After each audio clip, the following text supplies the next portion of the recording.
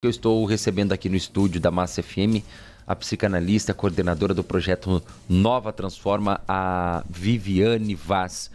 Viviane, muito bom dia, obrigado pela sua presença aqui no microfone aberto. Eu já começo perguntando para você como que você avalia o impacto de um crime tão brutal cometido contra uma criança de apenas 6 anos na família e também na comunidade. Bom dia mais uma vez. Bom dia, obrigado pelo espaço de fala, né?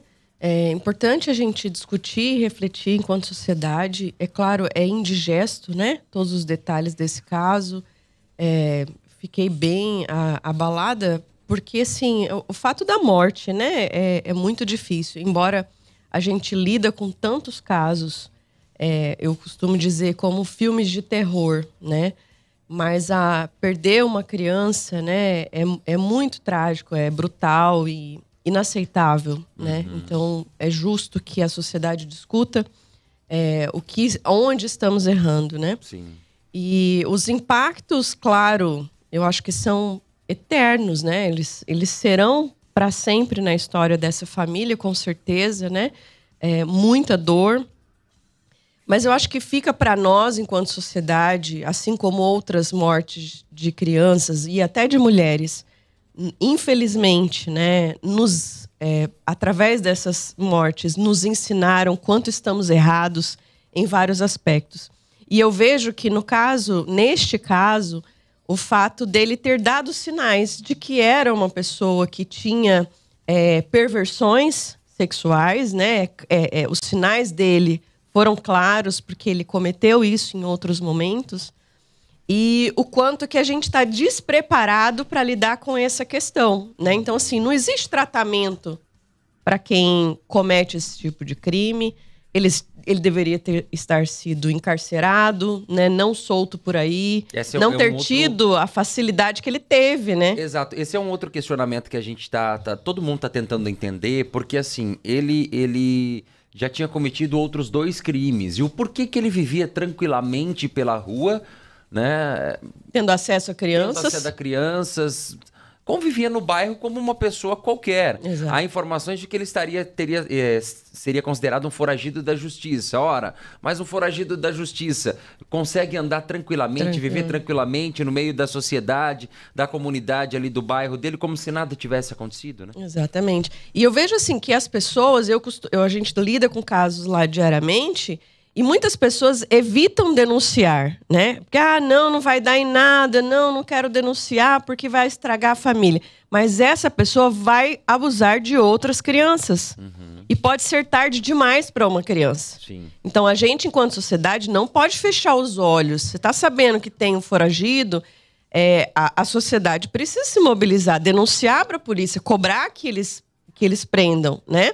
A gente também não pode passar a mão na cabeça porque é um familiar nosso, porque ele só cometeu aquela vez, e fingir que essa pessoa não precisa ser interditada, né? Há uma necessidade de interdição. A gente, ontem eu até comentei no meu programa lá na TV, a gente falou sobre a questão da confiança. Até onde nós podemos confiar? Porque, assim, ontem fazendo uma reflexão, tentando entender, eu falei assim, será que mesmo meu filho, minha filha, que a gente tem os bairros, né, não só de Campo Grande, a gente está falando por interior do estado também, cidades menores, mas às vezes a criançada brinca na rua, né, com os vizinhos ali, com os amigos. Será que de fato está seguro? Será que de fato eu devo confiar? Será que de fato será que eu tenho que desconfiar? Eu tenho que tomar um cuidado? Porque quando você percebe um crime como esse, de uma pessoa que ganhou a confiança da família e que conseguiu conquistar a confiança da criança, e a gente vê nas imagens ela caminhando lá, e mal ela sabia, né, que ela estava caminhando para se encontrar com a morte, né? Que seria a morte, seriam os últimos passos da vida dela. E essa frase, ela é muito forte mesmo, porque ali são os passos dela em caminho à morte. A gente fica se perguntando, temos que desconfiar até da sombra? Sim. Eu falo que com relação a crianças, sim. Tá? A gente precisa, sim, desconfiar. Não tem como a gente confiar cegamente em ninguém em relação a crianças, né? Porque a gente não sabe quem está com olhar perverso, inclusive na internet. Né? Por isso a gente tem falado também desse assunto, Sim, né? sim. Inclusive na internet. Então a gente não pode confiar de que aquela imagem que para você é bonitinha, é fofa, muitas vezes, e no caso, aquela pessoa é tão simpática, aquela pessoa é tão querida, porque geralmente abusador trata bem crianças. Eles não são bobos, né? Sim. Eles não tratam mal crianças. Eles são pessoas, entre aspas aqui, tá? Atraentes. São pessoas que sabem manipular a conversa de maneira que a criança vá até o local achando que aquilo ali que vai acontecer é algo legal. Sim. Jamais que ela imaginou que seria algo ruim para ela, né? Sim. E geralmente são pessoas que convivem com crianças. Abusadores convivem e querem conviver com crianças. Mas assim, o meu alerta, eu acho que enquanto sociedade, a gente precisa não minimizar essa situação. Então, no caso de uma pessoa que cometeu algo, a gente não pode fingir que não viu, a gente não pode... Muitas pessoas, tá? Muitas pessoas não denunciam, porque acham que não vai acontecer de novo. E essa pessoa, se ela não é tratada, se ela não é interditada, ela vai cometer de novo. Porque aquilo se torna um vício para ela, assim como uma pessoa dependente química. Inclusive, nesse caso, há uma suspeita, né, uma linha de investigação. A polícia não descarta a possibilidade dele ter cometido outros crimes e ocultado o cadáver. Duvido. Porque ele ia tentar ocultar o cadáver dela, né? Ele ia tentar enterrar ali de alguma maneira. Então a polícia não descarta a possibilidade de que ele tenha feito isso em outros casos. E aí a gente fica se perguntando agora, o fato já foi consumado, ele já aconteceu. Como que a sociedade pode apoiar a família nesse momento? Sem julgamentos, em primeiro lugar, né? Isso que não cabe julgamentos, porque poderia ser comigo, poderia ser com você, com quem está me ouvindo. A gente não sabe com quem seria, né? Então, louvado seja Deus que não aconteceu com a gente, mas essa família não cabe julgamentos, né? Assim, ela precisa ser acolhida. A dor dessa família precisa ser acolhida, porque assim, jamais alguém espera que isso aconteça, né? É claro que a gente pode aqui elencar erros, mas pra gente aprender, não para no caso de julgamento, sabe? Porque... E vamos imaginar um cenário que e é isso que eu tô falando, tá, gente? Para nós não cometermos esse erro aqui, há informações de que teriam sido feitas denúncias para o Conselho Tutelar em relação ao cuidado que a família tinha com essa criança.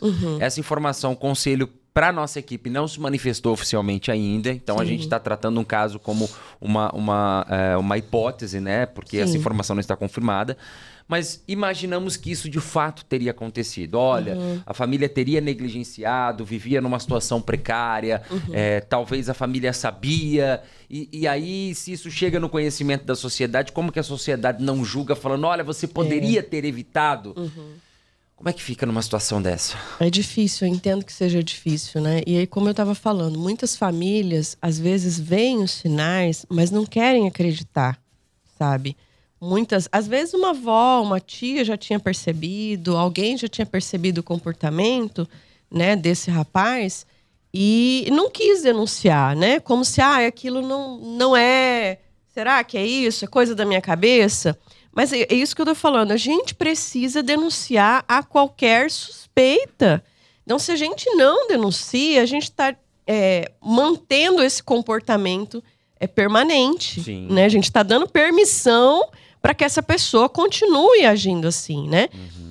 A negligência também, infelizmente, é uma questão também social, né? Hoje a gente vive com muitas famílias de pessoas que precisam trabalhar, que muitas vezes não têm condições de com quem deixar as crianças.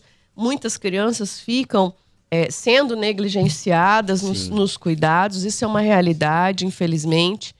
E é uma realidade, muitas vezes, social, né? Mas, assim, que quem está em torno, eu acredito que, em vez de julgar, poderia ter ajudado, né? Acho que cabe a gente se mobilizar pelas crianças. O dever de cuidar da criança não é só da família. O dever de cuidar da criança é da sociedade e do Estado também, igualmente. Sim. A gente, às vezes, ataca a pedra na família, mas é um dever nosso também, né? Então, sim, o Conselho Tutelar deve uma explicação se isso de fato aconteceu, né? Se houve essa denúncia. Sim. Mas também nós, enquanto sociedade, né? As pessoas que estavam em torno dessa criança, né? Sim. De maneira geral, em torno de todas as crianças. Eu acho que a gente... eu torço muito para que, de fato, esse episódio não seja um episódio como aconteceu no caso da Vanessa, onde houve uma... não, da Vanessa, da jornalista, da Vanessa Ricarte. Isso. Onde houve uma negligência no atendimento, a gente sabe do que aconteceu lá atrás. E inegável, a gente espera, né? Inegável, né? Tanto que o próprio governador falou o Estado errou. Exato. E pronto, e temos que assumir a responsabilidade. Né? Mais grandioso é aquele que assume quando de fato erra. E esperamos que isso não tenha acontecido, porque senão é mais um gargalo que nós precisamos suprir e olhar com muita atenção sobre isso. 7h33, eu quero agradecer muito a sua presença aqui, Viviane. Obrigado pela sua participação. É importante a gente debater esse assunto, discutir e trazer essa conscientização para a população. Obrigado, viu? Obrigado. Um prazer enorme estar aqui com vocês.